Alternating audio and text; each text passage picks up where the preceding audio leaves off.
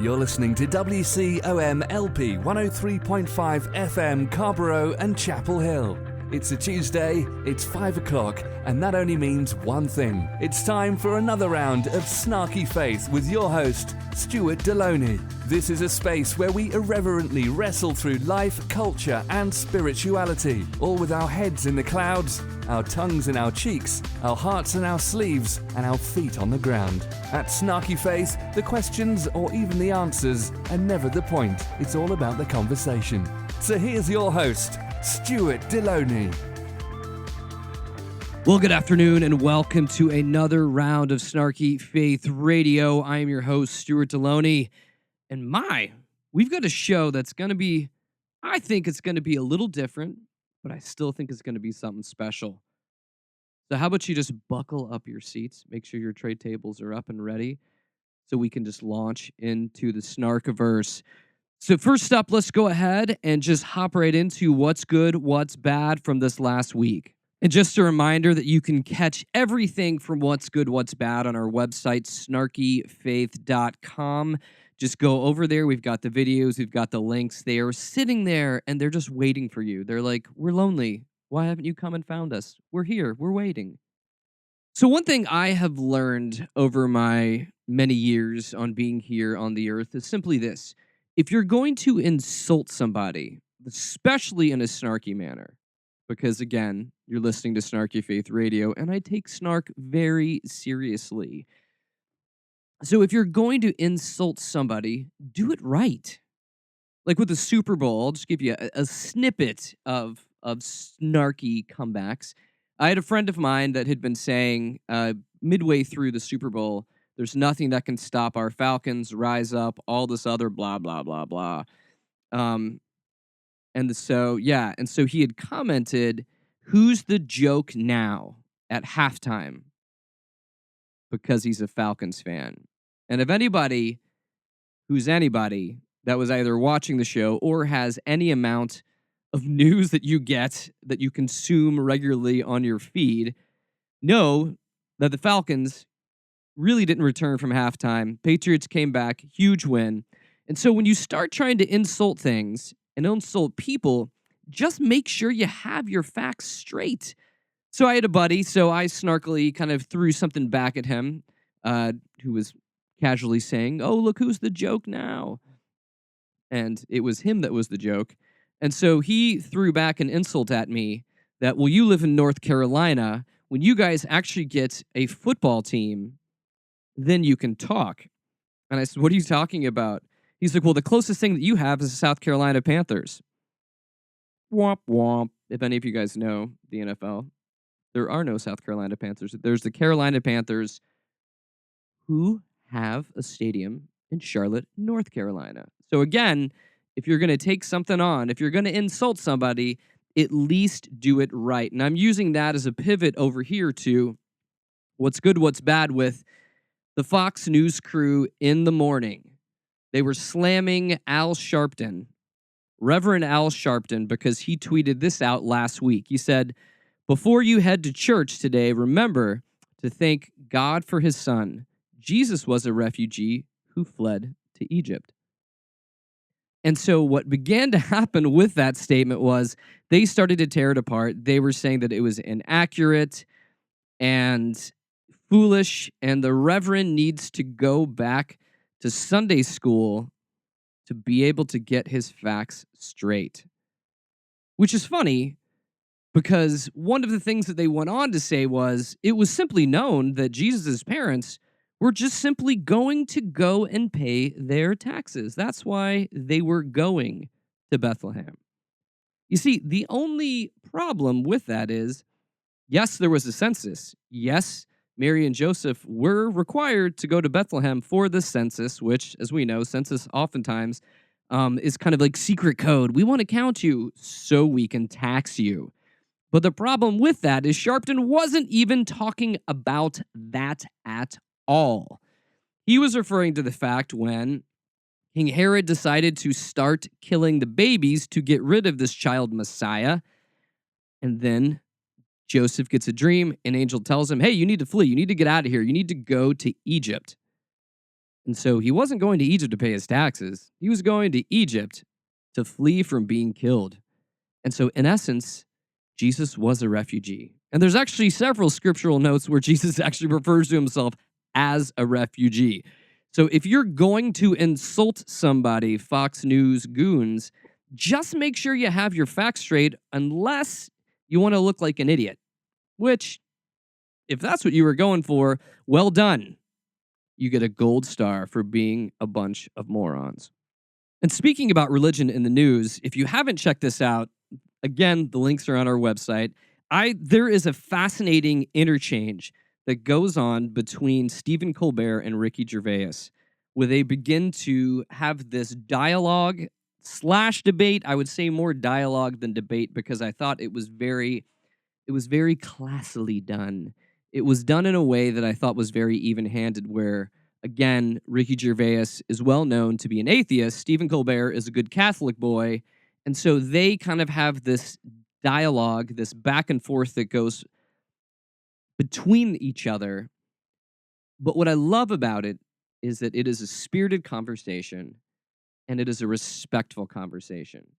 And so for those of us that don't know how to do this, this is a great example of watching two people that respect one another have a dialogue about positions where they are very, very, very like diametrically opposed to one another, but they can still do it. They can still smile and they can still be friends for another day. I thought it was a beautiful interchange. You don't have to agree with either side of them to at least note that they did dialogue quite well. Next. Not sure if you want to classify this one as good or bad. It all really just depends on where you're sitting and really your taste in movies. But guess what, folks? This is big news. The Sci-Fi Channel has announced that Sharknado 5 has finally begun filming. Yes, Sharknado 5, known as the kind of unemployment check for Ian Ziering and Tara Reid. The fact that they have no careers but have found this weird little niche in the pop culture universe to keep acting in bad movies. I mean, it's really kind of fascinating. Like, the movies are so bad. Like, they're so bad. My kids love watching them because it's almost phenomenal how bad they are. And I hope Ziering and Reid can kind of understand this, that they suck so bad that they actually make something better by being together in this. Because how can you take anything seriously called Sharknado? Well, you could also say that probably about the president of our United States right now. It's as absurd, it's as horrifying, and it is just as awful as Sharknado. Except for in Sharknado, you can kind of sit back and enjoy the escapism as it kind of rolls over you as you have a tornado full of sharks. Whereas with our new president and the way our government is heading, it's one of those things you actually can't sit back. I mean, I wish it was on the Sci-Fi Channel, because then we could go, oh my gosh, the credits will roll at some point. It will be over, and we can say, wow, that was just awful. But sadly, every day I wake up, and I'm still living in Trump's America. It's incredibly sad, and we'll get more to that as we move through this show. Next. So if you're in the mood to read and not simply just watch stupid videos on our website, The Atlantic put out an article last week that is fascinating to be able to go through. And I'll just summarize it up in small little bits right here so I don't steal anything from this, but I would say it is well worth sitting down and reading through this. It's all about, well, the title of it is called It's Putin's World, How the Russian President Became the Ideological Hero of Nationalists Everywhere. And it takes you on this journey through the past couple of years and the rise of Putin and the rise of nationalism and how all of these things, much like Sharknado, were a perfect storm. You should check out the website. You should check out the link. It is very good and it is well worth your time. Next. So if you don't like reading about reality and Vladimir Putin, I've got another article for you. That again, I will repeat myself by saying it is well worth your time. But this one, it's escapism, it's snarky, and it's satire. Yes, Carl Giberson, whom I'm going to work on trying to get on the show, is a professor of science and religion at Stonehill College. And he wrote for the Huffington Post, he wrote an article called Jesus at Trump Tower. And it is, I would say it's a satire, it's a parable of Jesus having a meeting with Donald Trump. And it's funny, it's sad. It's mainly just sad because there's so much truth in the midst of this. But I think it's one of those things that for us that would say that we walk this path of faith, that we walk after this Jewish rabbi, that we follow his teachings, that he matters somehow to us in this insane world that we find ourselves in. It is beautiful to be able to watch one of these modern day parables unfold in the face of the horrors that we're living in.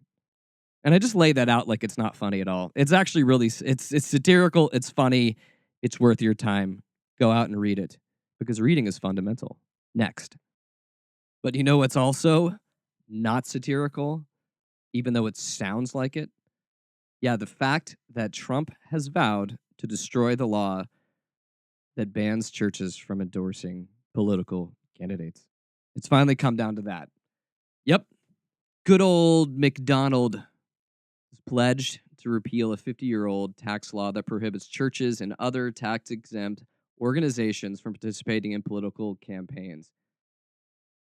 And this is why we have the separation of church and state, to go and to smash that divide, smash that line, leads us into some scary, scary, dangerous places. Now, I know a bunch of pastors out there who would love that because simply they're using the pulpit as a political platform week after week. And the scary part about that is churches, in many ways, should have very little to do with politics. Now, I think politics should inform what our faith calls us to do, especially when we see atrocities, especially when we see bans, especially when we have refugees that are in crisis and folks that are hurting.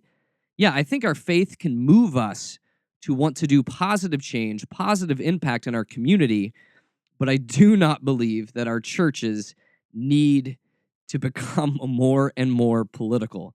It is a dangerous move that he is playing with amongst all of the other dangerous moves that he is playing with. And this is one of those that kind of slides under the cracks that I think we need to know about, that we need to know that that whole separation of church and state is a good thing. We want our government to be about the government. We want our churches to be about our churches, and never the two shall meet. We do not want that to happen. I've been in situations too often. I've actually literally been in churches that passed out voter pamphlet guides, and they would preach and they would bring in candidates that they believed were whatever quote unquote God's chosen people were. And see, the problem with this that I have is that you're not educating your congregations, churches out there. You're not educating them to have a lens of faith to how they look at the world around us. All you're doing is telling them how to think.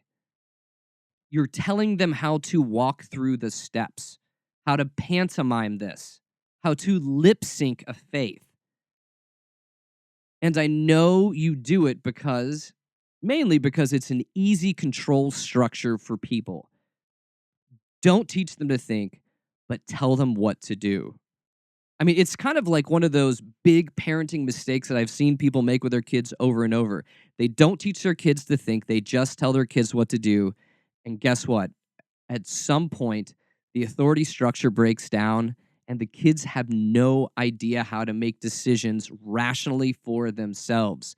Churches, you are doing the same thing to your congregants. Teach them to walk out the ways of Jesus. Teach them to walk out the loving and merciful and gentle ways of Jesus, and then let them apply it to their world. Do not steal the act of learning from people, because otherwise we're just having congregations of parrots and not prophets. We're having congregations of people that do not know how to think for themselves when it comes to matters of faith. And then we have situations where you have people saying, oh, he's God's chosen one. Whatever he does, he farts mercy and grace because he has God's favor. And then we get in this crazy, cranked up situation that we find ourselves in, where the religious right puts an insane fanatic in the presidency, and they say that they're doing this for God. But when you begin to look at the actions of what is happening from this administration, they are far from anything that Jesus would ascribe or endorse or actually call his followers to do. Frankly, Jesus calls his followers to do quite the opposite of everything that we are seeing done by this Trump administration. So, long story short, the fact that there is a divide between church and state is a good one. It's a check and a balance. It's something that keeps those two parties even so thinly apart. And to break that will cause a ton of religious ugliness, even more so than we're seeing right now in this country. Mark my word, to get rid of that is a huge flaw, a huge mistake. And by no means does it have anything to do with the name of Jesus. And lastly, for what's good, what's bad, we all sat through the Super Bowl, saw the commercials. For the most part, for probably the last 3 years running, I could say, for the most part, I was quite disappointed with the content that they were pushing out. I get tired of that forced sentimentality that tends to happen during the Super Bowl. And I'm more of a fan of the outrageous stupidness that we used to have, like the over the top, if you keep going over the top, because at least I felt like I'm being amused or having the opportunity to be amused. But when it comes to like these commercials, I don't want to be preached at during the Super Bowl, with one exception, and I'll get to that in a second. But my main beef is with Netflix. You threw out a Stranger Days season 2 commercial in the middle of the Super Bowl. Everyone in our family was excited. We were all jazzed up until the end of the commercial, which is what ruined it, when it said we have to wait all the way to Halloween. And speaking about videos, I'll get back to the commercials in a second. Anyone catch up Melissa McCarthy as Sean Spicer on SNL? It was everything. It was absolutely everything that I needed to be able to laugh my way through this week. Because I feel like this is 3 episodes in a row when what's good, what's bad is filled with escapism. Because it's my only outlet for sanity. It's my only outlet to make it through the insane news cycle that we find ourselves caught within. But lastly, circling back to the Super Bowl. And again, we'll make sure links for this are on the website. They had a commercial during the Super Bowl. Surprise, surprise. No, there was a commercial by a building supplies company called 84 Lumber. And first of all, it's to be noted that there was a bunch of controversy surrounding their ad because the Super Bowl would not let them show the entire ad. They said it was too controversial. So what they did was they put in part of it and then called you to go to their website to go and watch it, which all of us did at the same time because we were kind of confused and curious about what it was all about. And it's an ad like featuring a Mexican mother and her daughter embarking on this difficult journey north, which we're assuming, kind of how they left us, that they're trying to get to the wall to get into the country to have a better life. It's 5 minutes long. It's powerful. And I would just say it's definitely worth a watch. So moving on in the show from that, from one thing that was worthy of a watch to another thing that was worthy of a watch, what I wanted to bring today, which is why I said earlier, this episode's going to be a little bit different than usual. I went to Fuller Theological Seminary for my master's degree. And Fuller, one of the reasons I chose them was that they were a interdenominational seminary, meaning that they are a seminary that doesn't have one kind of groupthink fueling what they educate. They're from a broad spectrum, a broad spiritual spectrum of traditions that comes together. And I will tell you this. One, I don't know that my master's degree has necessarily paid off for me.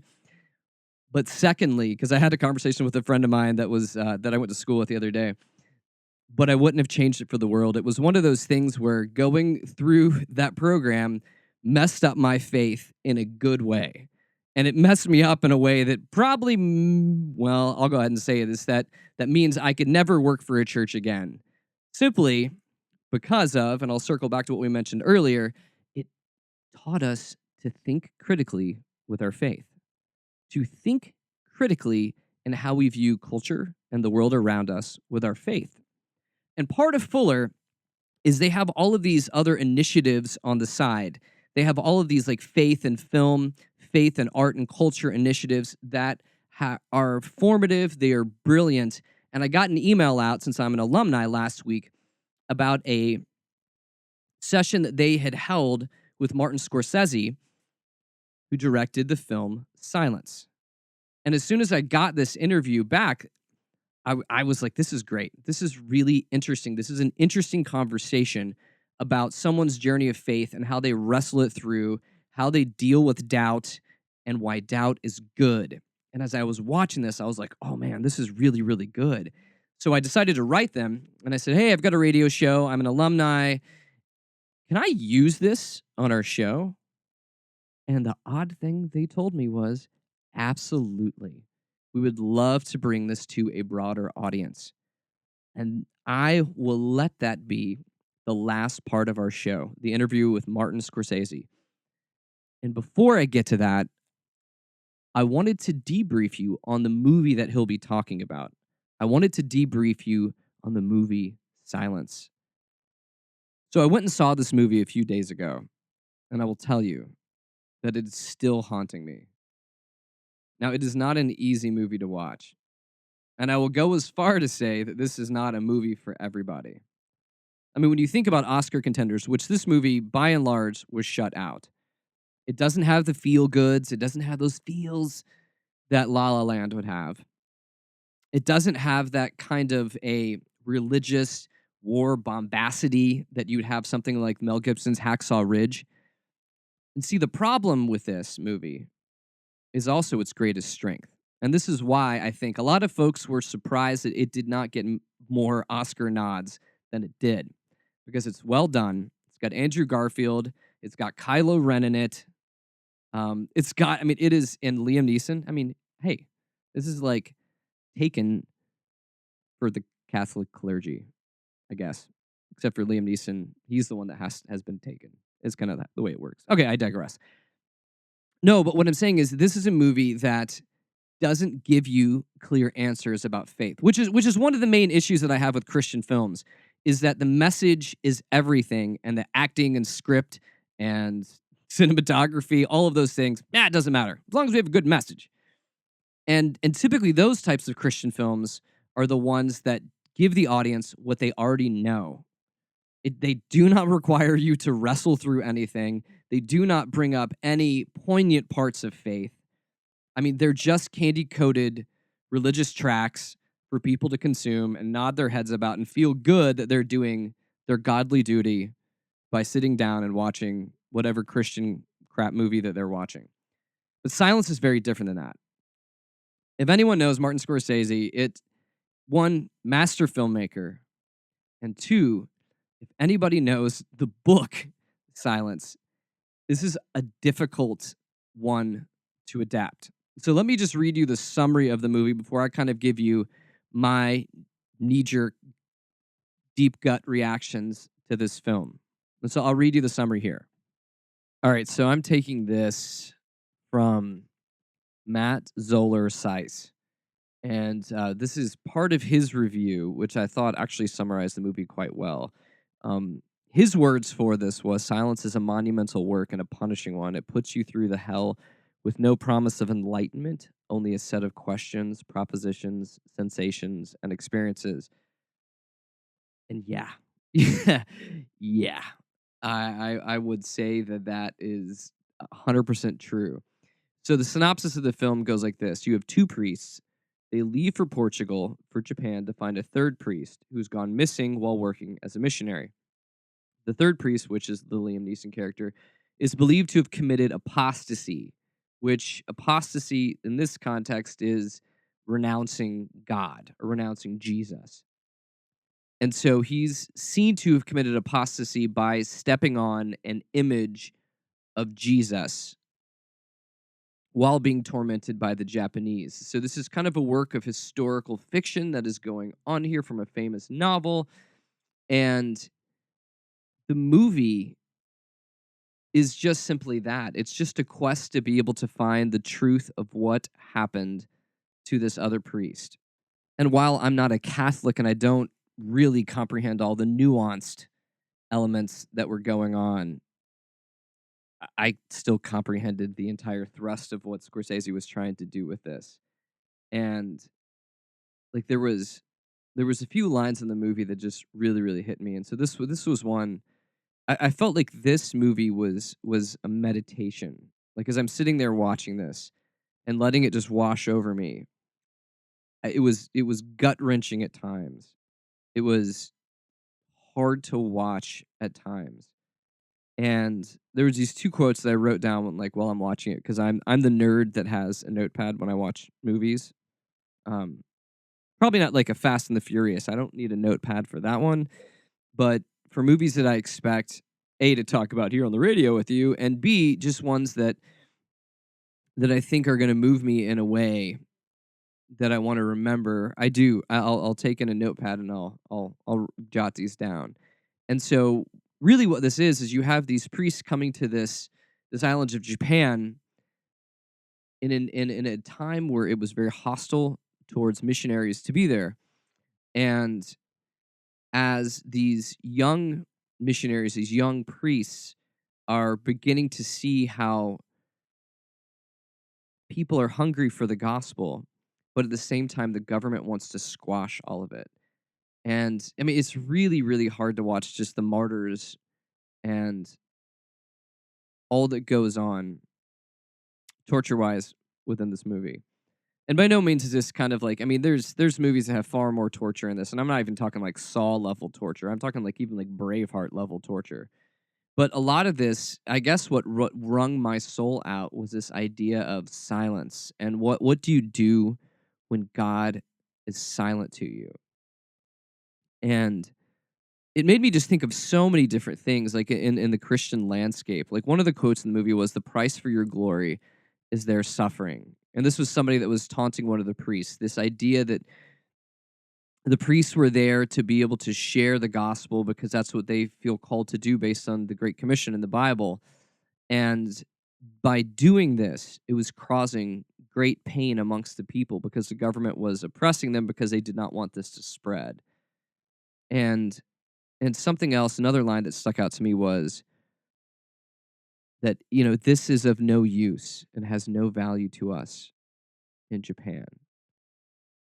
And I think that is something that should lay true for all of us that walk in faith, regardless of what faith tradition you're a part of, is that especially when you think of like just the historical context of colonization and how, especially the Catholic Church, kind of moved alongside the colonization of, well, of England, of France, of Italy, all these, and that somehow they saw these imperial conquests or conquistadors, um, but they also saw them as people that were bringing their religion along with going in to change their culture and subjugate their people in a certain sense. And it brought up a lot of issues that I've had a lot in my life. Mainly that being this idea of apostasy, this idea of renouncing your faith. Like I've always just thought about this. Like when you'll see posts on social media when folks are like, look at these Christians that are standing and being killed for their faith through ISIS. Like in my own heart, which is funny because, well, I mean, A, I've been through seminary. B, I've actually been ordained as a pastor. And I think of contexts like this where I'm just like, well, if ISIS is wanting to kill me and all I need to do is renounce what I believe in, what do crazy people care? Like, for me to tell crazy people something to make them stop being crazy, I mean, I don't necessarily know if people can touch where my faith lies in my heart. Now, I may be wrong with that, but I was just thinking these instances where, because they have like several people, they show instances of folks that are willing to try to to not go through the torture just to renounce their faith, even though they go back to living their life of faith. And this idea of what your words mean, and this idea of renouncing something. It's a very strong film that just really deals with these elements of faith and doubt, and what does it look like when God is silent? Because we've all had those times when God doesn't answer, where God seems distant, where God doesn't seem to be a part of what's going on. And I loved how Scorsese, he wove in elements that, in a certain sense, that at times, for those of us that are trying to follow after God, that there are moments where we are like Jesus, and there's other moments, probably more moments, when we are like Judas. And I just felt like watching through this movie, it was something that really took a great endurance of the soul. And it just made me just think on just a couple deep levels, and these are just really just off the cuff, and that when our faith, and see, this can be easily misconstrued, but our faith needs to be able to make sense to all people. Like when we are sending people to go out and be missionaries or whatever around the world, are we bringing them American Christianity, or are we bringing them Jesus? And I think that it's easy to paint this picture in broad strokes when you begin to look at this from the realm of like missions work. But even in our own communities, are we still bringing like a white Jesus to a Hispanic community, or a white Jesus to an African American community? Yeah, I don't know. And I kind of just, this movie's still kind of ruminating in my soul, and it's something that I will return to again. And I think that Scorsese does it in just a very eloquent and even-handed way. So it's not simply that Japanese bad, white Catholics good, but it doesn't really give you those solid answers that most Christian films do. And because of it, I loved it. I loved the torture that it did to my soul, and I love how my faith was pulled and pushed within me. And for that reason, I would absolutely recommend this. But enough of me and all of this. I think it's better to be heard within the conversation that Martin Scorsese lays out. And so what I want to give to you is what I mentioned earlier, is this interview, and it's presented by Fuller's Studio. And just for you to know that there are more resources for a deeply formed spiritual life that can be found at fuller.edu/studio. And so this is the interview that Fuller published, produced, and gave us license to be able to use here on the radio. Enjoy. Here's what Martin Scorsese said in a famous quote: "My whole life has been movies and religion. That's all, nothing else." The movie we're about to see this morning is a testimony to that fact. If there is any movie that invites theological dialogue, surely it's Silence. I tell people that you should not go see this film alone. You need to go with a friend, you need to go with your group, and you need time to process it together, probably like months. There's this French film theorist, Mccarthy, and he says that the last remaining religious space in the modern world is the closing credits of a movie. Because there's no other place any longer where we get together with people, with a community, have a common experience, and then are forced in darkness to reflect upon that shared experience. So I'd like to thank you for coming, for joining us in this apparently last religious space in the entire world. But also, I'm excited for the conversation that we're about to have. Will you join me in welcoming the co-writer and director of the film we just watched, Silence, Martin Scorsese?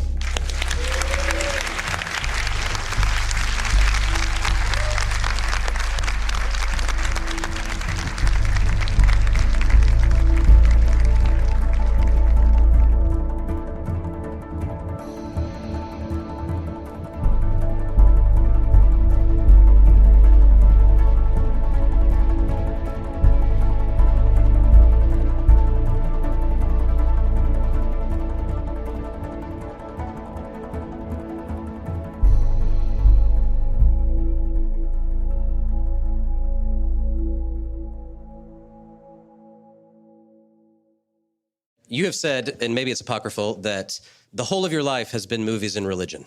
Well, there was the second half of a statement. Oh, what's the first half? I forget that now. Oh, okay, sorry, good. I said it's a little unbalanced, but it's true in a way, and the foundation, that's true. The reason I bring it up is because you could probably use that statement as the life statement for a number of people sitting here. We represent basically friends, faculty, students, alumni of the Fuller Seminary community. Is there any difference between screening a film for a larger audience, a regular audience, and being back and maybe hearkening back to your days as a 19-year-old in seminary, thinking about going into the priesthood? What's it like to screen a film and talk to a group of seminarians? It's somehow very different, I think, because how should I put it? I'd hoped that this would reach you in that sense. And I'd hope that it's something that you would be open to, but also, how should I say, not something that is narrow in a way, wider for the whole world through you. You see, this was the idea.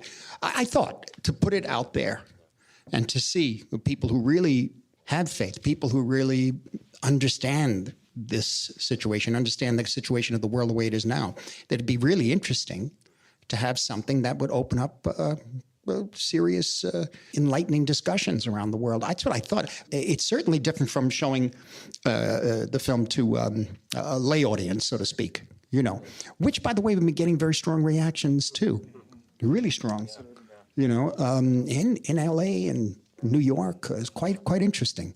Yeah, I was at the Landmark, I think, when you screened it there, and just overwhelmed by the reception. And I think there you mentioned you'd screened it for the Pope in the Vatican.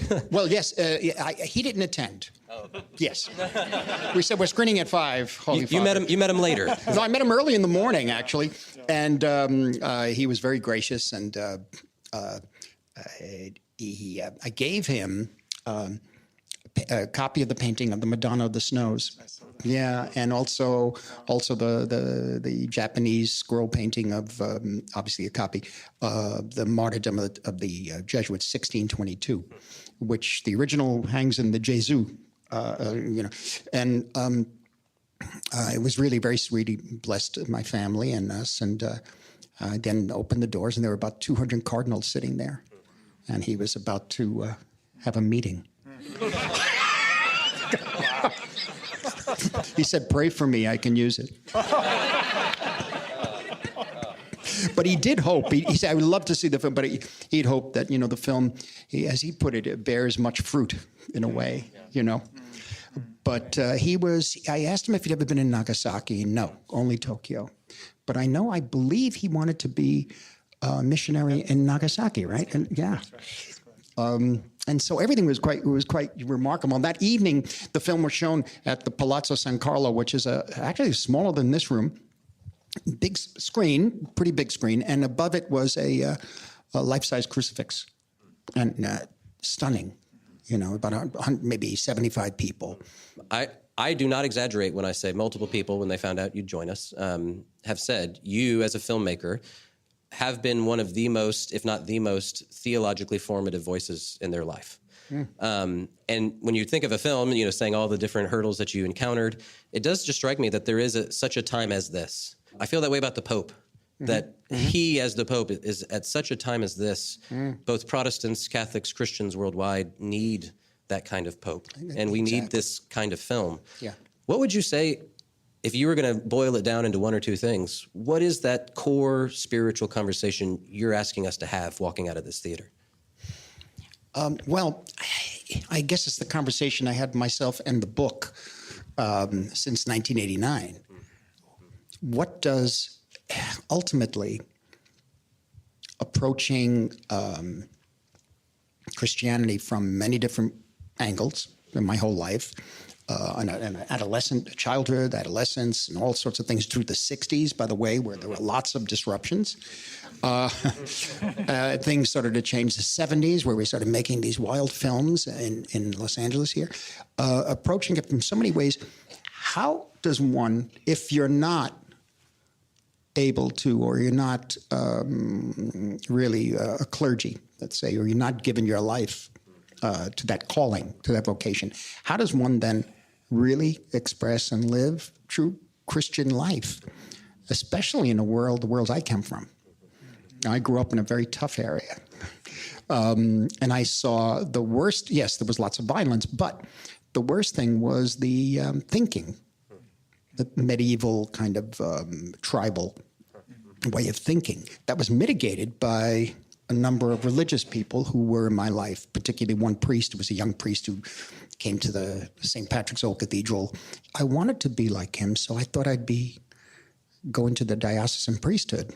But when I was 15, I was in this preparatory seminary, and I immediately failed out because I realized the vocation is something not because you want to be like this person. That person could be inspiring to you, but it has to be a true vocation. There were other things in your mind. I was obsessed with cinema. A lot of this came from my asthma, which isolated me from a lot of people. And so then if you take up that life and you deal with the stories that I dealt with, and parts of you, a lot of you is there.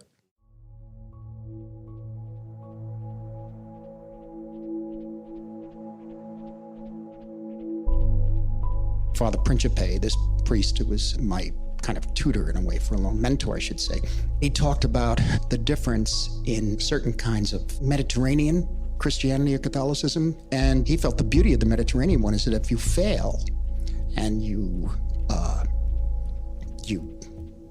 fall, korobu, if you do, he said the thing is that you're not damned for life.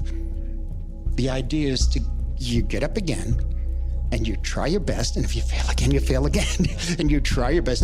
And he knew the book, by the way. I haven't seen him in a while now, and that was very interesting to me. There are those, he said, who feel that if they fail, they're doomed. There's no sense in trying to do anything. In any event, the whole idea is how to live Christianity in daily life. How does one do it? And over the years, it took many, many years to make this picture and to come to terms with it. And a lot of it had to do with my own life changing. Like getting married again and having a child at, I'm 74 now, so she's just turned 17. It's a different experience when you have a child late in life. And so the values start to change, and maybe it's just the working out from person to person. It's being there. It's almost like that movie I made, Bringing Out the Dead, with Nick Cage, in which ultimately the EMS guys, the men and women in the EMS, blast their way through the city at night, all night, taking care of people who are dying, taking care of people who are suffering. And ultimately, I remember Nick, the character, it starts with him on the verge of a nervous breakdown saying, "It's been 3 days and I haven't brought anybody back to life." Well, he's not God, but he somehow God has turned from him, and ultimately he realizes he's got to be just a witness. He says he calls it a grief mop. We go there and we just mop up the grief. That's what we do. We can't stop it all. But in any event, those are the thoughts that I thought would be the idea of how we don't make religion something that's foreign, that's separate from life. That's the key. Yeah, it's really interesting to hear you talk about your vocation out of the priesthood, and yet you told stories that are all saturated spiritually and ended up shaping the very seminarians and priests and pastors that that you were sort of feeling that wasn't your vocation. I find that fascinating, and part of it's what you're getting at here of how do we that's sort of the in the trenches reality that maybe the incarnation is calling us to. And it strikes me, Mako, that defines in some ways both of you as, if you're making movies in Hollywood, but you're asking spiritual questions, or you're a visual artist in the arts, the sort of postmodern art scene, and yet you're explicit about a faith commitment, you're trafficking in these various marginalizations. So I wonder if you could say a bit, how did this movie, because of the novel being so influential in your life, how did it shed sort of new light into your work as an artist? Thanks, Carter. What you did in this film is such a courageous gift to many of us who labor to be pure, to seek after, not after the market, necessary. It's not after some kind of success model of the world, but it's purely this calling. You know you have to do it, but there are many battles that you went through. And I was just struck with your heart toward this journey. The thing that kept me going, trying to crack the story in terms of the last 20 minutes of the picture, really. I didn't know how to visualize it. I didn't know even what did it really mean? And I don't know. I'm not saying I didn't understand it. I understood it, but I couldn't verbalize it. I couldn't put it on the page. I couldn't put it on screen. Now, for those of you who do not know, this last 20 minutes is after the fumier stepping, and it's the part that often people don't even read. I know, the epilogue. So you spend 20 minutes on that. Therefore, it's important for you. It really is. And also the fumier scene, the idea of what that means. And I know Gary Wills talked about a man who gives up his faith in order to gain his faith. What exactly is that? And that's a big choice. That's a big choice and a pretty scary journey. You know, yet he finds the true Christianity. And so for me, this is why I couldn't make the picture. And in a way, I was very nervous and very upset about all the legal issues and promises that I had made to make the movie, and I was being sued. I didn't have the script. But I kept holding on to it, knowing that somehow things were going to, and it happened, things were going to fall away. And the important issues would come up forefront in my life. Not just in the work I do. Well, the work I do is my life too. So yeah, I mean, it's this powerful suggestion that the most faithful and obedient act is to apostatize, and it's scandalous, especially to religious people, especially to Christians, because we have this sort of high-minded, pristine notion of both God and Jesus, and yet. One of the most powerful scenes, both in the book and your film, is when it's Jesus calling him to say, step on me, that is why I'm here, right? Obviously, that's a turning point of the film. That's the focal point. But could you say a little bit about your own just struggle to film that? How hard is it to get there and say, okay, I've gone through all the process, now here it is realized? It's a good question, because when I was on the bullet train from Tokyo to Kyoto, and when I read that scene, I said, I've got to make this film, but how do I do that? How do I do the voice of Jesus he has ears? I mean, you know, and I know cinema fairly well, and I know all the religious films going from the greats like Dreyer and Bresson and those who all the way up through, you know, DeMille and the other style, which I loved when I was a kid, but I tried to react against, because I felt that the idea of Christianity had to be reinvented in cinema in a way to make it accessible to the young generation, to take away the glorious music, to take away even in the Temptation of Christ, to take away the beautiful language from the Bible. You know, so you have guys with Brooklyn accents and Southern accents. You know, well, that's what it was like in ancient Judea. In Galilee, you know, if you came from Galilee and you went to Jerusalem, they knew immediately if you're from Galilee, just from your tone and your accent. So, you know, so all of this, but I'm digressing a bit. Yes, what does one do with the voice? That was the key, I thought. And ultimately, do I really understand about that apostasy and what it means? As the years went by, as I made Gangs of New York and then The Aviator and then Departed, the picture Departed, and at the end of Departed, things got so rough. The world that I found myself in, and I've said this before, that I felt that we were at a kind of moral ground zero. And I don't know what to think. I just couldn't wait to get over the film. And I went ahead then immediately and shot a concert with the Rolling Stones. I said, I'm out of here. That's life, you know. So that's it. So what I'm saying is that somehow that really helped make me realize it was the end.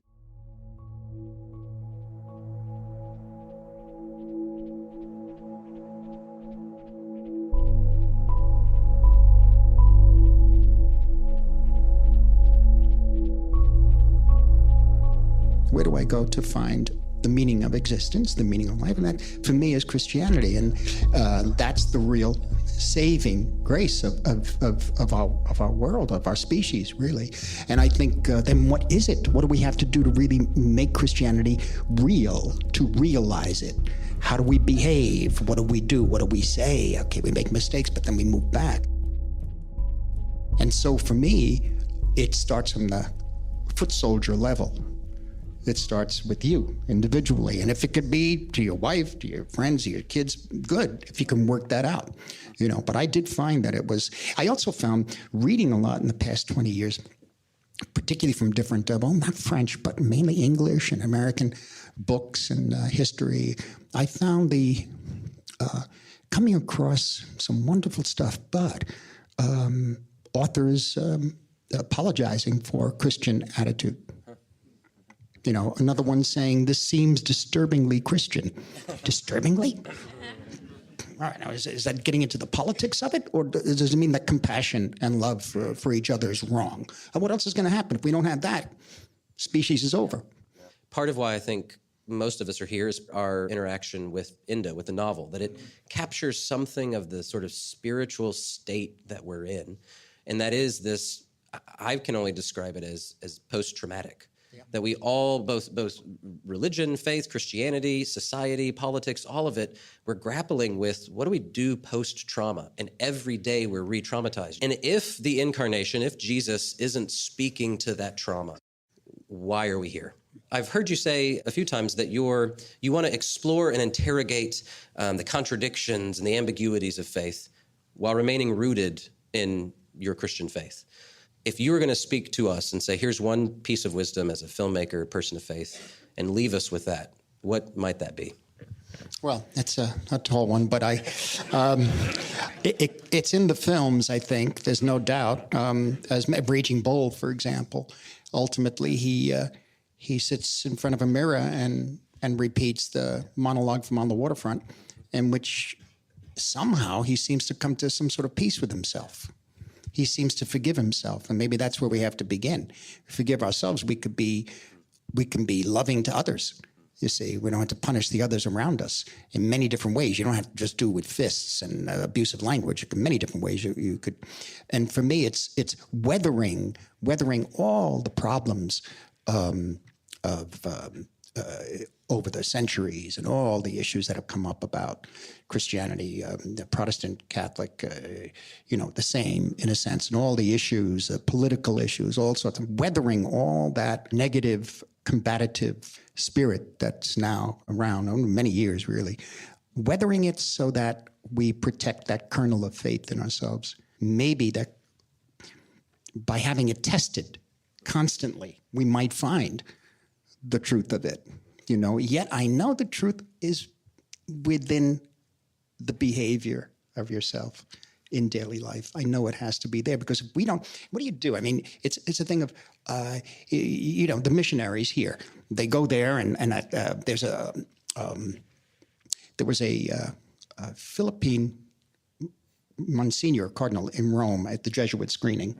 And he talked about, somebody mentioned that the Japanese are going to be upset about the way they're portrayed. And he got up and he talked about the Japanese, yes, being very cruel in the film. He said, but one has to understand that when the missionaries came there, the Europeans, they presented their truth with quotes on it, which negated the truth of the culture that they were preaching to. And he said, everything that they knew and lived for and all their whole life, everything they know is not true. We have the truth.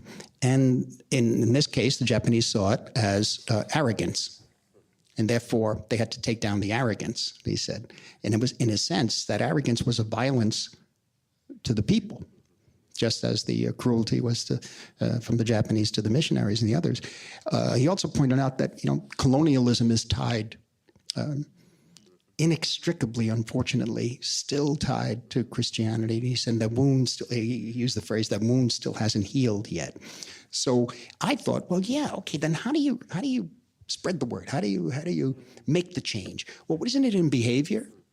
Isn't it like somebody, hanging around somebody? I'd like to be like so-and-so's cousin. They really were when I was in difficulty, they came, helped me out, or they just sat there, didn't say anything, but they just sat there. I mean, there's something about our behavior. I know it sounds small, but it's not easy. It's not easy. If you ever go to deal with people who are sick, or you go to a hospital talk, how do you do that? It's very hard. But that's where it begins. And that's where we get to the truth of it, and compassion and love. And without that, there won't be any species. Would you all join me in thanking Martin Scorsese once again? Thank you. Thank you so much.